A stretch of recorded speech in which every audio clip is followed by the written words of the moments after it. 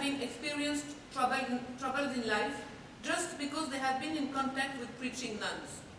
This situation is also prevalent in today's Jain female monasticism, where the number of non-married young ladies becoming nuns has been growing along the years. The permanent and prolonged interaction with mendicants over formative years of their lives is a reality which is also underlined in monastic autobiographies from various backgrounds. Two instances would be the memoirs written in Hindi by the Digambara nun Arika Gyanmati ji, or the account of Arika Prasannamati, the Digambara nun who narrated her tale to William Dalrymple in his book Nine Lives, and explained how, at the age of 13, she was impressed by the teachings of a Digambara monk. She says, "It did not take long before I decided I wanted to be like him. His words and his teachings totally changed my life." End of quote. But Subhadra's story shows pedagogically that entry into monastic life does not help if the woman is unable to overcome psychological hindrances. Her life as a nun is a failure. One reason for such failures, described in other stories, is a certain incompatibility between ascetic life and femininity. A recurring motif is that of nuns concerned by their beauty or by body care, which amounts to transgressing rules of restraint. Those who commit this fault would wash all parts of their bodies many times, or would sprinkle water over the ground they use for standing, sleeping, meditating, or studying. When they are reproached by their superiors, the justification they give is that nuns, being those who cleanse their inner impurities, that they are strictly celibate. But indulging in excessive care for the body, meant to make it more attractive, is an invitation to potential viewers and thus a virtual breaking of the vow of chastity. Indeed, Jain monastic regulations take all precautions to have nuns conceal any physical attractiveness. This aim is achieved in particular by a full outfit made of several pieces of cloth, so that the femininity is not prominent and the nun is protected from male aggression with a true armor. On this picture, from a manuscript of the story of Yashodhara by the 15th century writer Raidhu, we are among Digambaras.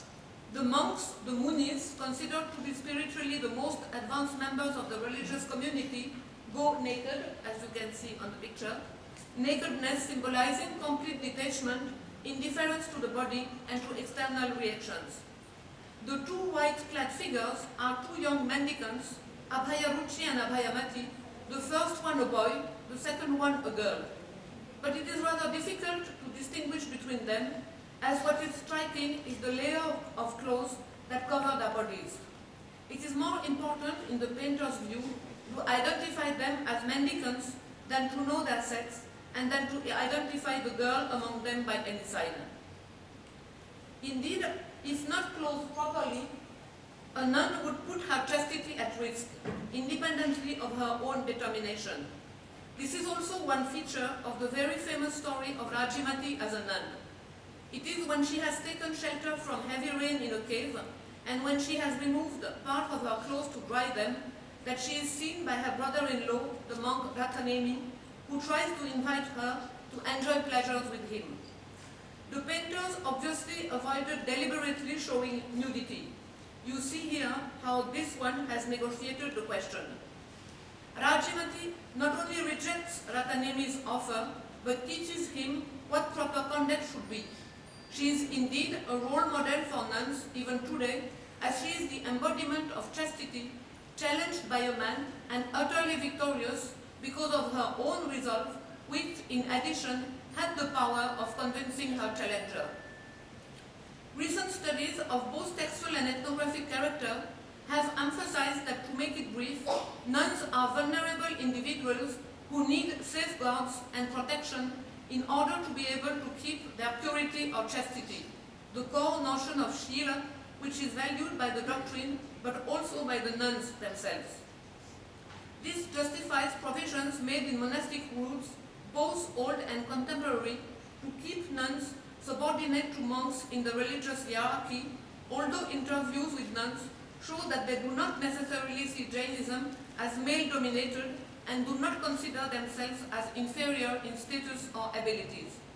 They are vulnerable simply because they are women, but also because they are charming and attract men's gaze. Hence, they are always in potential danger of being kidnapped or assaulted in some way. Here is an anecdote borrowed from a 7th century commentary in a work dealing with monastic rules. I quote, "A merchant of the Buddhist faith arrived in Broch. He saw the attractive Jain nuns and won over their trust through deceit. They were convinced by him. At the time of departing, he informed the head nun, 'I am giving a donation on my ship for the sake of auspiciousness, so you nuns should come. It will also be beneficial for me.' Thus the nuns set out. When they arrived there, the one of deceitful face said, 'First venerate the sanctuary on the ship, then I will give you your acquisitions.' They thought, 'Oh, he's smart.' When they had boarded the ship for the sake of venerating the temple, the ship sailed away." Here, we see nuns portrayed as naive persons who do not see ill behind the appearance. But there are also cases where a nun is kidnapped without having any kind of responsibility in the event.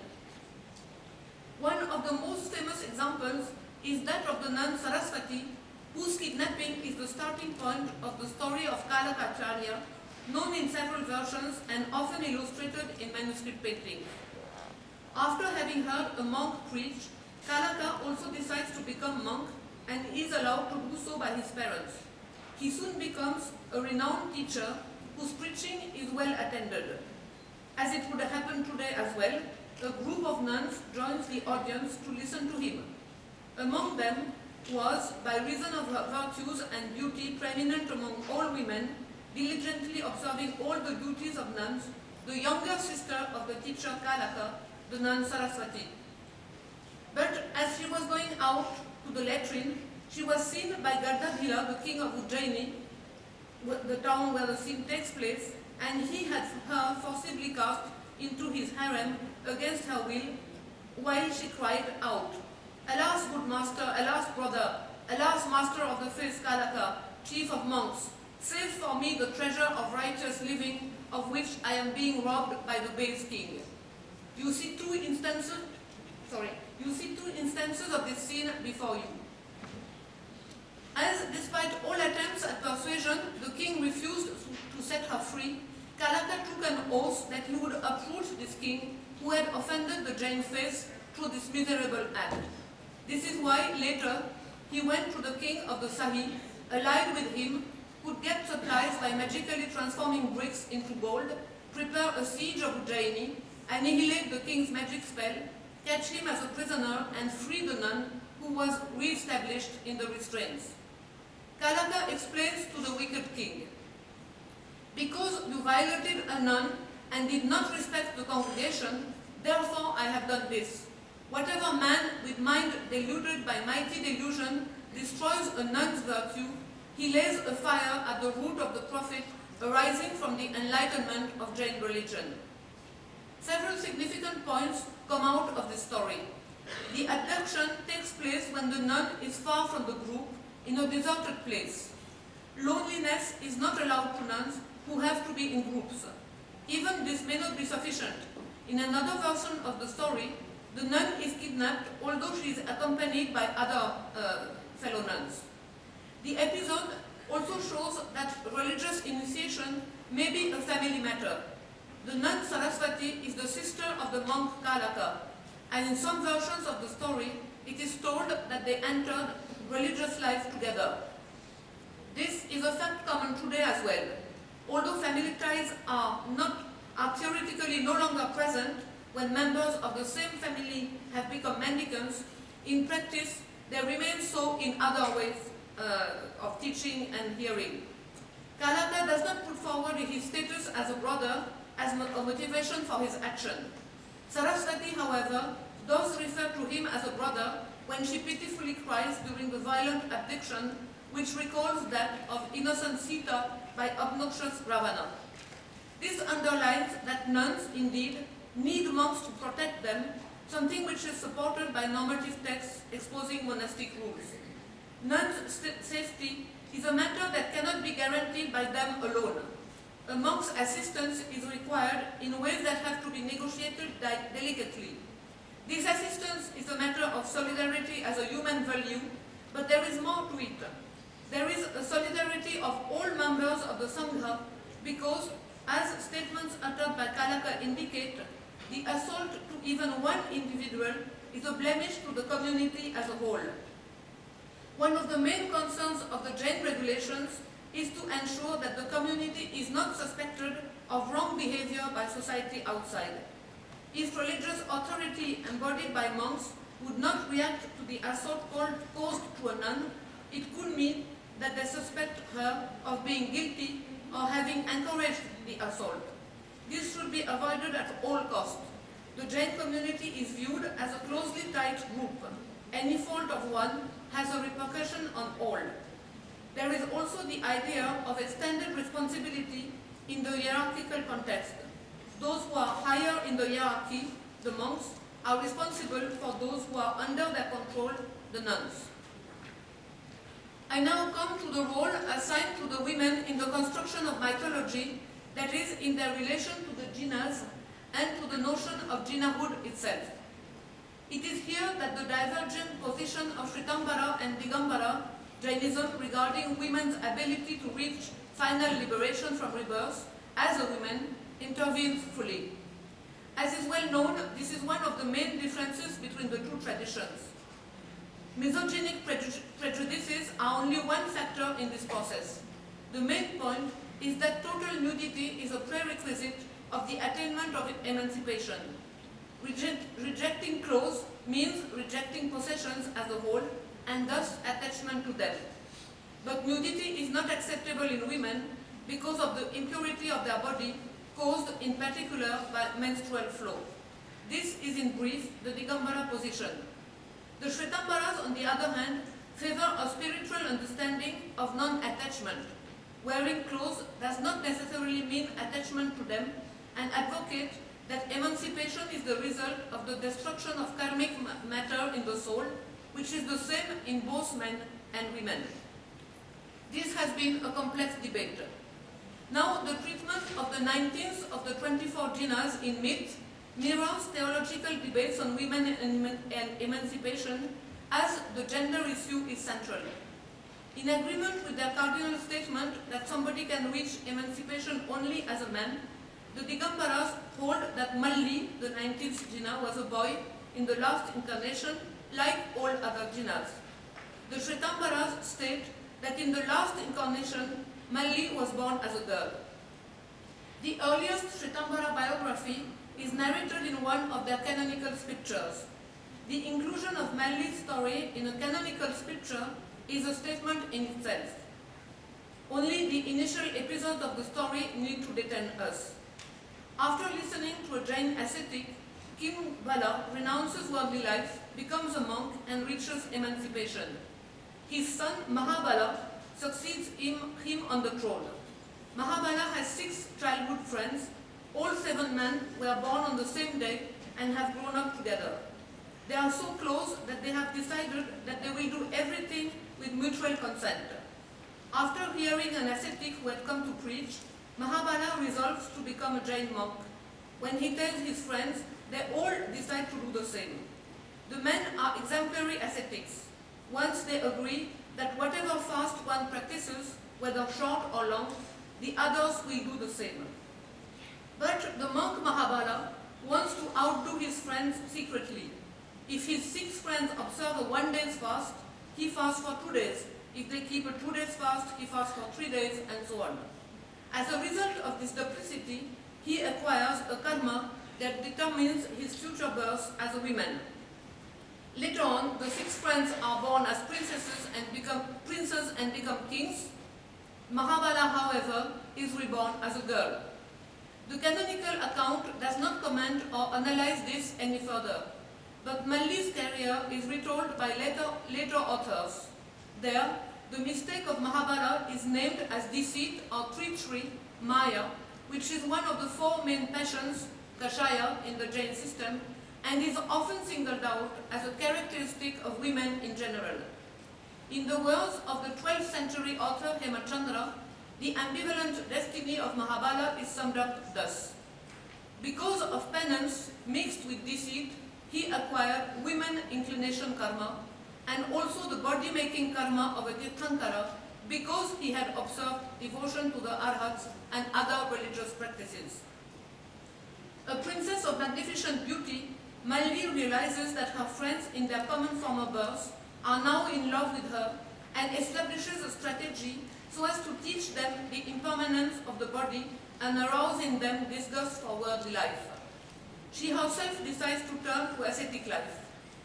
Two details are noteworthy as they are unusual in other future Jina's lives. Out of a total of 55,000 years that Malli's life counts, only 100 are spent as a princess, namely an extremely short period. Further, Malli takes initiation and reaches omniscience on the same day, which is not the case with other Jinas. There is normally a period of several years when they live as non-omniscient wandering mendicants, Tadmastha, and where their asceticism is challenged through tests. So there is no period as a wandering mendicant between the two events, and also no period of testing which involves possible challenges to asceticism. This could be understood as a discrete way to underline that Malli's spiritual advancement is particularly quick. It can also be seen as a way to avoid embarrassing situations which the narrative of a nun-facing test could have produced. The purpose just being to demonstrate the ability of a woman to reach emancipation as a woman rather than to go into many details. One aspect of gender issues is the use of gender in language and in naming. Biographies of the 19th Jina are also significant from this angle. In classical Indian languages, words ending in short E form an ambivalent grammatical category as they include both masculines and feminines. Digambaras, who consider Malli as a male all along, use it as a masculine and apply masculine epithets to the name. Shwetambaras, on the other hand, stress the female identity of this figure by writing the name as Malli with final long E, and thus have the name included in a grammatical category that only has feminine nouns.